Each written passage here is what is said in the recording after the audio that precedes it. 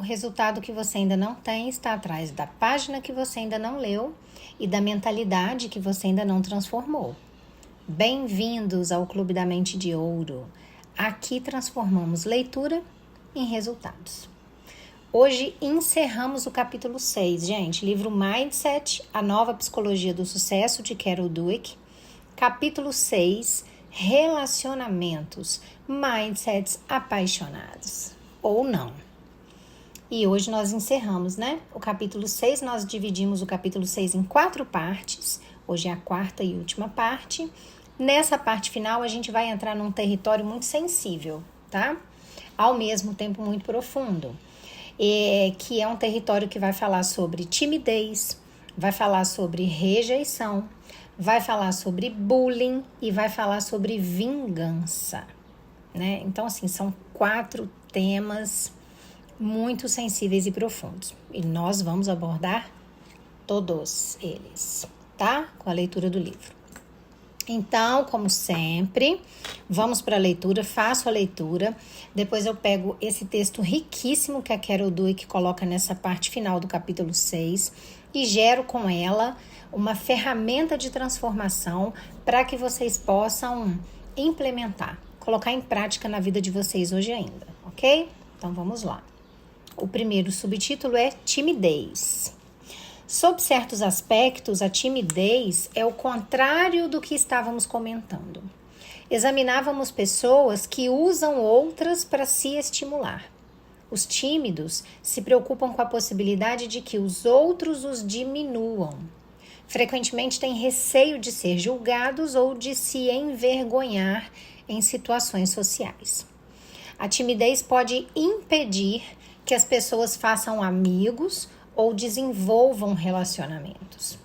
Quando estão em companhia de novos conhecidos, os tímidos admitem que se sentem ansiosos, o seu coração dispara, o seu rosto enrubesce e eles evitam o contato visual e podem tratar de terminar a interação o mais rapidamente possível. No fundo, os tímidos podem ser maravilhosos e interessantes, mas frequentemente não são capazes de demonstrar isso a pessoas até então desconhecidas. E eles sabem disso. O que os mindsets podem nos ensinar a respeito da timidez? Para descobrir, Jennifer Beer estudou centenas de pessoas. Verificou os seus mindsets, avaliou o seu grau de timidez e os reuniu em pares para se conhecerem. Foi tudo filmado e mais tarde avaliadores treinados assistiram aos filmes para tirar conclusões. Beer descobriu primeiro que entre as pessoas de mindset fixo, a incidência da timidez era maior. Isso faz sentido. O mindset fixo faz com que você se preocupe com o julgamento, o que pode torná-lo mais ansioso e preocupado. Mas havia muitos tímidos nos grupos de ambos os mindsets, e ao examiná-los mais de perto, ela descobriu algo ainda mais interessante. A timidez prejudicava a interação social das pessoas de mindset fixo, mas não as relações sociais das de mindset de crescimento. As avaliações dos observadores mostraram que, embora as pessoas tímidas, tanto as de mindset fixo quanto as de mindset de crescimento, se mostrassem muito nervosas nos primeiros 5 minutos de interação, a partir daí, as tímidas de mindset de crescimento exibiam aptidões sociais muito maiores, eram mais simpáticas e criavam uma interação mais agradável. Na verdade, começavam a parecer que não eram tímidas. Há bons motivos para que isso acontecesse. Para começar, os tímidos de mindset de crescimento consideravam as situações sociais como desafios. Embora se sentissem ansiosos, recebiam abertamente a possibilidade de conhecer uma nova pessoa. Os tímidos de mindset fixo, ao contrário, queriam evitar conhecer alguém que pudesse possuir um traquejo social maior do que o deles. Disseram estar preocupados em não cometer erros. Assim, as pessoas dos dois tipos enfrentavam a situação com atitudes diferentes. Um grupo aceitava o desafio e o outro temia o risco. Armados com essas atitudes diferentes, os tímidos de mindset de crescimento se sentiam menos tímidos e menos nervosos à medida que a interação prosseguia, enquanto os de mindset fixo continuavam a se mostrar nervosos e a se comportar de maneira socialmente desajeitada, evitando contato visual ou procurando não conversar. Podemos perceber de que modo essas atitudes diferentes interferem na formação de novas amizades. As pessoas tímidas, mas de mindset de crescimento, assumem o controle da sua timidez. Vão em frente, procuram conhecer pessoas novas e depois que os seus nervos se acalmam, os seus relacionamentos prosseguem de maneira normal. A timidez não as tiraniza. Mas nas pessoas de mindset fixo, a timidez assume o controle. Faz com que elas se afastem de situações sociais com pessoas novas. E quando se veem numa dessas situações, não baixam a guarda e não esquecem os seus temores. Scott Wetzler, terapeuta e professor de psiquiatria, pinta o retrato de seu cliente George, uma imagem de pessoa tímida de mindset fixo. George era incrivelmente tímido, especialmente com mulheres. Ficava tão ansioso por parecer despreocupado, espirituoso e confiante, e tão concentrado em não se mostrar super ansioso e incompetente, que ficava paralisado e agia com frieza. Jean, uma bonita colega de trabalho, começou a flertar com ele, mas George ficou tão perturbado que passou a evitá-la. Certo dia, ela se aproximou dele num café e sugeriu galantemente que a convidasse a se sentar junto a ele. Sem conseguir articular uma resposta inteligente para impressioná-la, ele acabou dizendo: "Para mim não faz diferença que você me acompanhe ou não." George, o que você fez? Estava procurando se proteger de uma rejeição, tentando não mostrar muito interesse e também tentava acabar com aquela situação embaraçosa. Conseguiu de forma estranha. Sem dúvida não pareceu muito interessado e a interação terminou em seguida, pois Jean saiu dali rapidamente. George era exatamente igual às pessoas do estudo de Jennifer Beer, controlado pelo receio de julgamento social e impedido de fazer contato. Wetzler, aos poucos, fez com que George abandonasse o seu foco exclusivo na possibilidade de ser julgado. Acabou por compreender que Jean não pretendia avaliá-lo nem humilhá-lo, estava apenas tentando conhecê-lo. Quando o foco passou a ser o de desenvolver um relacionamento, em vez de estar sendo julgado, George tornou-se capaz de interagir com interesse. Apesar de sua ansiedade, aproximou-se de Jean, pediu desculpas por sua grosseria e convidou-a para almoçar. Ela aceitou. E, além de tudo, não foi nem um pouco crítica, como ele temia. Próximo subtítulo, Bullies. Vamos falar de bullying agora, tá? E vítimas. Vingança revisitada. Voltamos à rejeição, porque não é somente nos relacionamentos amorosos que as pessoas passam por terríveis rejeições. Isso acontece todos os dias nas escolas. Algumas crianças são vítimas desde a escola fundamental. São ridicularizadas, atormentadas e apanham das outras, mesmo não tendo feito nada de errado. Pode ser que isso ocorra porque tenham personalidade mais tímida, pela aparência, por sua história de vida ou por sua inteligência. Às vezes não são suficientemente inteligentes, outras vezes inteligentes demais. Pode ser uma experiência cotidiana que transforma a vida em um pesadelo e provoca anos de depressão e raiva. Para piorar, frequentemente as escolas não tomam qualquer providência.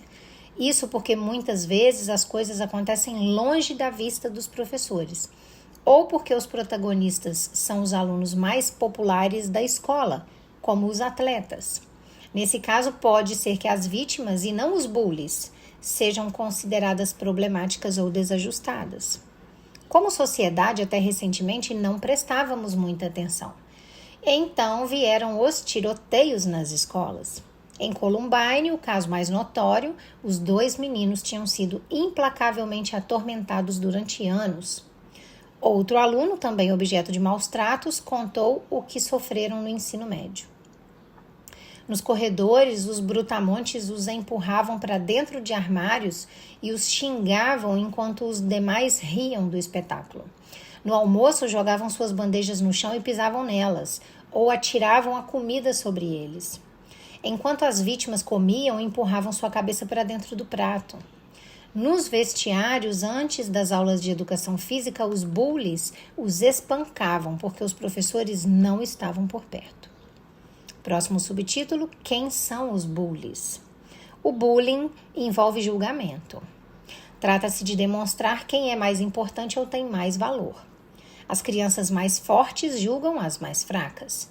Acreditam que estas são seres humanos menos valiosos e fazem com que elas compreendam isso todos os dias. E é evidente o que os bullies obtêm com isso. Como os meninos do estudo de Sherry Levy aumentam sua autoestima. Não porque a sua autoestima seja baixa, mas julgar e diminuir os outros lhes dá um acréscimo de autoestima. Os bullies também ganham status social com esses atos. Os demais os consideram interessantes, poderosos ou divertidos. Podem também temê-los. De qualquer forma, a sua posição no grupo cresce. Nos bullies, há uma boa dose de pensamento derivado do mindset fixo. Algumas pessoas são superiores e outras inferiores. E os juízes são os próprios bullies. Eric Harris, um dos atiradores de Columbine, era um alvo perfeito. Tinha uma deformação no tórax, era baixo e era um dick. Além disso, não era do Colorado. Foi impiedosamente julgado. Próximo subtítulo: Vítimas e vingança. O mindset fixo também pode ter algo a ver com a forma pela qual a vítima reage aos tormentos. Quando as pessoas se sentem profundamente julgadas, o que é o caso da rejeição, o seu impulso é se sentir mal consigo mesmas e reagir duramente, impelidas pela amargura. Por terem sido cruelmente diminuídas, desejam revidar diminuindo alguém. Em nossos estudos, vimos pessoas perfeitamente normais, tanto crianças quanto adultos, reagirem à rejeição com violentas fantasias de vingança. Adultos com boa formação, perfeitamente equilibrados, depois de nos falarem de uma grave rejeição ou traição, dizem com convicção: queria que ele morresse, ou eu poderia tê-la estrangulado. Quando ouvimos falar desses atos de violência nas escolas em geral, pensamos que somente crianças de má índole, vindas de lares desajustados, seriam capazes de agir assim. Mas no mindset fixo é espantosa a rapidez com que crianças medianas, parecidas com todas as outras, pensam em vinganças violentas. Em uma de nossas escolas preferidas, demos aos alunos da 8ª série um texto sobre bullying, para que lessem. Pedimos que imaginassem que isso estava acontecendo com eles. E aí um pedacinho do texto. É um novo ano escolar e tudo parece ir muito bem. De repente, alguns dos alunos mais populares da escola começam a atormentar e xingar você. No início, você não dá importância, essas coisas acontecem, mas aquilo continua. Todos os dias, eles o seguem, provocam, ridicularizam suas roupas e sua aparência e dizem que você é um fracassado diante de todos os dias. Depois pedimos que escrevessem o que eles achavam daquilo e o que fariam ou desejariam fazer naquela situação. Inicialmente, os alunos de mindset fixo julgaram o incidente de maneira mais pessoal. Disseram: eu acharia que não era ninguém e que ninguém gostava de mim. Ou eu acharia que era burro, estranho e desajustado. Em seguida, desejaram vingança violenta, dizendo que explodiriam de raiva, dariam socos ou os atropelariam. Concordaram veementemente com a afirmação: meu principal objetivo seria a vingança. Tinham sido julgados e queriam julgar de volta. Foi o que fizeram Eric Harris e Dylan Klebold, os atiradores de Columbine. Eles julgaram de volta. Durante algumas horas, longas e terríveis, decidiram quem viveria e quem morreria. Em nosso estudo, os alunos de mindset de crescimento não se mostraram tão dispostos a considerar as provocações um reflexo do que eles realmente eram. Em vez disso, eles acharam que se tratava de um problema psicológico dos bullies, um meio que eles utilizavam para elevar o seu status e a sua autoestima. Acho que ele me provoca porque tem problemas em casa ou notas ruins na escola. Ou então, eles precisam ter vida própria e não somente sentir-se bem fazendo com que eu me sinta mal. Em muitos casos, planejavam educar os atormentadores. Eu, na verdade, conversaria com eles, faria perguntas. Por que estão dizendo essas coisas e por que estão fazendo tudo isso comigo? Ou eu enfrentaria a pessoa e discutiria o assunto. Eu preferiria tentar mostrar a eles que não estavam sendo engraçados. Os estudantes de mindset de crescimento também concordaram veementemente neste ponto. Eu gostaria de acabar perdoando-os. Meu objetivo principal seria ajudá-los a se tornar pessoas melhores. É duvidoso que conseguissem modificar ou educar pessoalmente alguns dos bullies. No entanto, esses primeiros passos são com certeza mais construtivos do que uma agressão física. Brooks Brown, colega de turma de Eric Harris e Dylan Klebold, foi atormentado a partir da 3ª série. Sofreu muito, mas não procurou se vingar. Rejeitou o mindset fixo e o direito alheio de fazer julgamentos sobre outras pessoas, do tipo, eu jogo no time de futebol e, portanto, eu sou melhor do que você. Ou eu sou atleta da equipe de basquete. Diques patéticos como você não pertencem ao meu nível. Mais do que isso, ele adotou ativamente o mindset de crescimento. Em suas próprias palavras, as pessoas têm potencial para mudar. Talvez até mesmo Eric Harris, o mais deprimido e hostil, que liderou o tiroteio. Brown tinha tido uma briga séria com Harris vários anos antes, mas no último ano do ensino médio propôs uma trégua a este último. Eu disse a ele que tinha mudado muito desde aquele tempo e que esperava que ele sentisse o mesmo a respeito de si próprio. Prosseguiu dizendo que se achasse que Eric não havia mudado, sempre poderia afastar-se. No entanto, se ele tivesse evoluído, não havia motivo para não lhe dar a oportunidade de demonstrar. Brooks não desistiu, ainda deseja mudar as pessoas. Quer despertar o mundo para os problemas do bullying nas escolas e quer se aproximar das vítimas para que se afastem de suas fantasias violentas. Por isso, trabalhou com o cineasta Michael Moore no filme Tiros em Columbine e criou um site inovador no qual meninos que sofrem bullying podem comunicar-se entre si e descobrir que a solução não é matar. A solução é usar a cabeça e melhorar as coisas. Assim como eu, Brooks não considera os atiradores pessoas de outro mundo. Seu amigo Dylan Klebold, diz ele, era um rapaz normal que vinha de um lar decente, cujos pais eram amorosos. Na verdade, ele adverte, podemos simplesmente não fazer nada e dizer que os atiradores eram monstros doentios, completamente diferentes de nós. Ou então podemos aceitar que existem outros Erics e Dylans por aí, que estão sendo lentamente levados a seguir o mesmo caminho.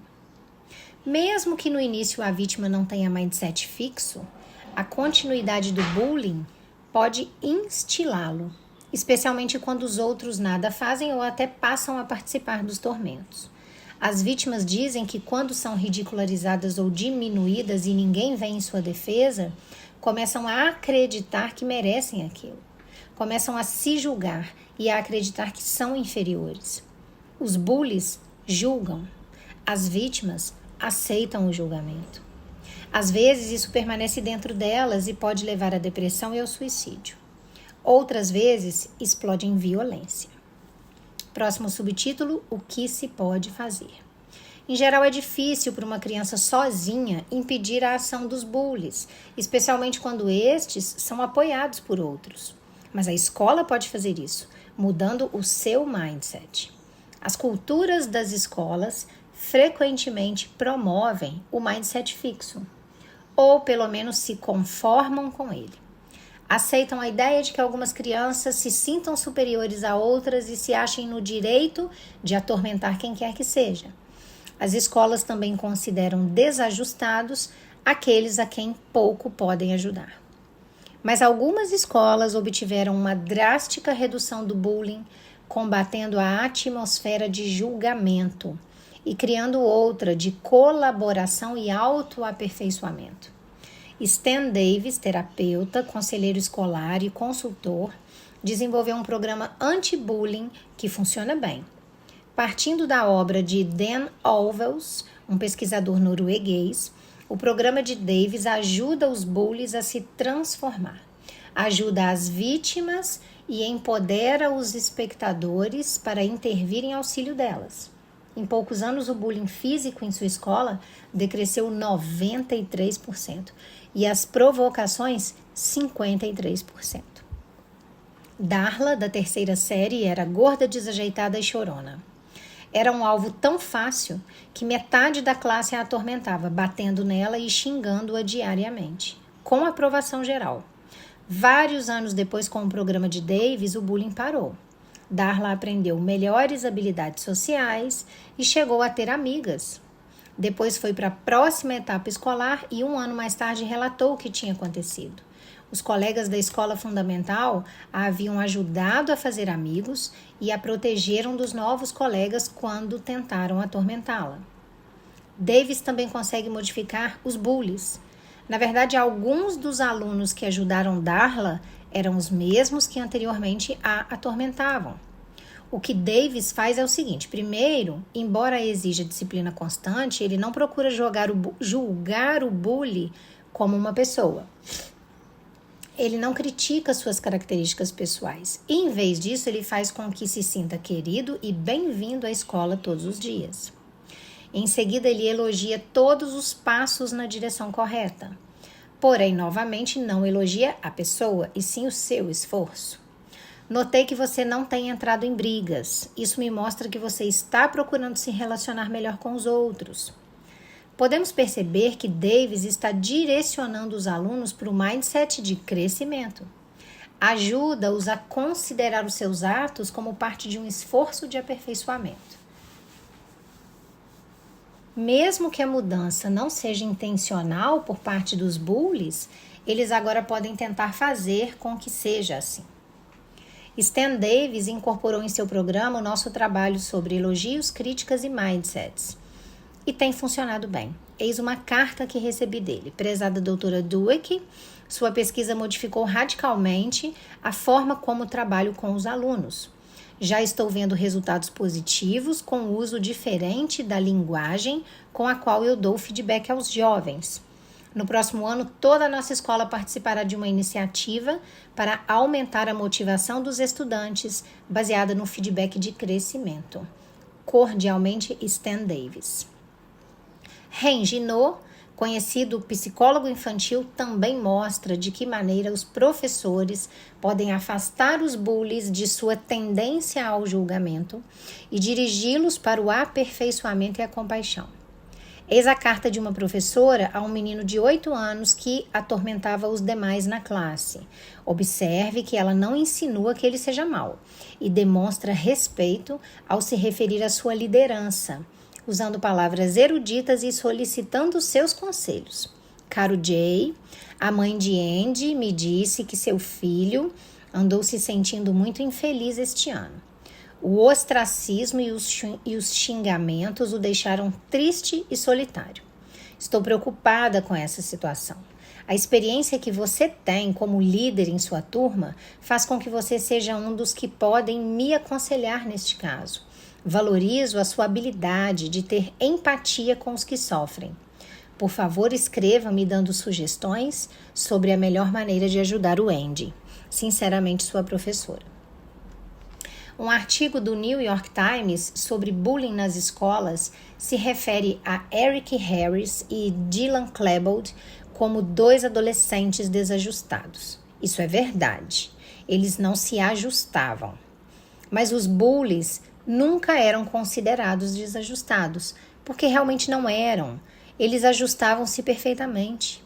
Na verdade, eles definiam e governavam a cultura da escola. A noção de que algumas pessoas têm o direito de atormentar outras não é saudável. Stan Davis ressalta que, como sociedade, rejeitamos a ideia de que as pessoas tenham direito de brutalizar os negros ou atormentar as mulheres. Por que aceitamos a ideia de que alguém tenha direito de brutalizar as nossas crianças? Ao fazer isso, também estamos insultando os bullies. Estamos dizendo a eles que não acreditamos que eles sejam capazes de melhorar. E perdemos a oportunidade de ajudá-los a melhorar. Agora, a última parte do capítulo, desenvolva seu mindset. Depois de uma rejeição, você se sente julgado, amargurado e vingativo? Ou se sente ferido, mas desejoso de perdoar, aprender e seguir adiante? Pense na pior rejeição que você já sofreu. Entre em contato com todos os sentimentos e veja se você pode considerá-los de um ponto de vista de mindset de crescimento. O que esse episódio lhe ensinou? Ensinou-lhe algo sobre o que você deseja e não deseja em sua vida? Ensinou-lhe algumas coisas positivas que foram úteis em relacionamentos posteriores? Você é capaz de perdoar essa pessoa e desejar que seja feliz? É capaz de esquecer sua amargura? Imagine a relação amorosa ideal. Nela deve haver perfeita compatibilidade.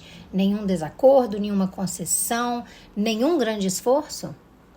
Por favor, pense novamente. Em todo relacionamento surgem dificuldades. Procure vê-las a partir de um mindset de crescimento.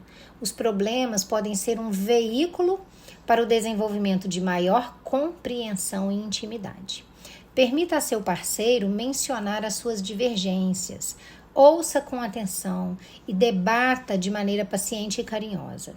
Você se surpreenderá com a proximidade que isso cria. Você costuma pôr a culpa nos outros, como eu? Não é bom para um relacionamento culpar o parceiro de tudo. Em vez disso, crie o seu próprio morrice e ponha a culpa nele. Melhor ainda, procure se curar da necessidade de culpar. Vá além das ideias de defeitos e culpas o tempo todo. Pense que eu também estou tentando fazer isso. Você é tímido? Nesse caso, você realmente precisa de um mindset de crescimento. Ainda que ele não cure a sua timidez, vai ajudá-lo a evitar que a sua timidez atrapalhe as interações sociais. Da próxima vez que se aventurar em uma situação social, pense nestas coisas. Que a aptidão social é algo que você pode aperfeiçoar e serve para o aprendizado e o prazer, e não serve para o julgamento. Continue a praticar isso. Então, queridos, o capítulo 6 termina aqui. É lindo esse final de capítulo, né? E aí, rapidinho, vamos revisitar esses sentimentos que ela coloca aqui. Primeiro, vamos revisitar a timidez, né? Timidez não é falta de valor, tá? Timidez não é demérito. Timidez é medo de ser julgado. Simples assim, tá? Pessoas tímidas, frequentemente elas acreditam que elas estão sendo avaliadas o tempo todo. Aí o coração dispara, aí a voz trava, aí o olhar desvia. Mas aqui é que tá a diferença crucial, né? No mindset fixo, a timidez te paralisa. No mindset de crescimento, a timidez te desafia. E aí as pesquisas no livro mostraram uma coisa impressionante, que pessoas tímidas com mindset de crescimento começam nervosas também, mas melhoram ao longo da interação, né? Elas veem o encontro como um treino, não como um tribunal. Já no mindset fixo, a situação social vira o quê? Uma prova de valor, né? Não é que eu vou conhecer alguém, é eu vou ser avaliada. E aí, quando o foco vira o julgamento, não há conexão, a conexão morre, ela nem acontece, ok? A autora relata também o caso do George. O George, com medo de parecer inadequado, ele afastou a própria oportunidade de relacionamento, né? Ele não estava tentando se conectar, ele estava tentando não errar, é diferente. E aí tem uma diferença enorme. entre essas duas intenções. Porque quando você entra numa conversa querendo não errar, você está apenas se protegendo. Quando você entra numa conversa querendo aprender, querendo conhecer, você consegue se expandir, né? Numa você está preso, na outra você está livre. Agora, vamos para algo mais delicado ainda, que é o bullying, que foi falado no livro. O bullying é um julgamento transformado em poder, né? É uma crença silenciosa de que algumas pessoas são superiores sim e que outras são inferiores sim. No mindset fixo, valor é uma coisa de hierarquia, né? Alguém precisa estar por cima. E quando alguém é humilhado repetidamente, alguma coisa acontece ali dentro daquela pessoa. Essa vítima, ela começa a se perguntar, será que eu mereço isso? E aqui surge um risco muito perigoso do mindset fixo, que é a rejeição. A rejeição acaba virando a identidade daquela pessoa. E aí a autora nos mostra estudos, né, que trazem que diante da rejeição, pessoas de mindset fixo tendem a reagir com fantasias de vingança. Porque se a pessoa foi diminuída, ela precisa diminuir alguém de volta. Já no mindset de crescimento, a pergunta é outra, né? A pessoa se pergunta, o que está acontecendo com essa pessoa para agir assim comigo?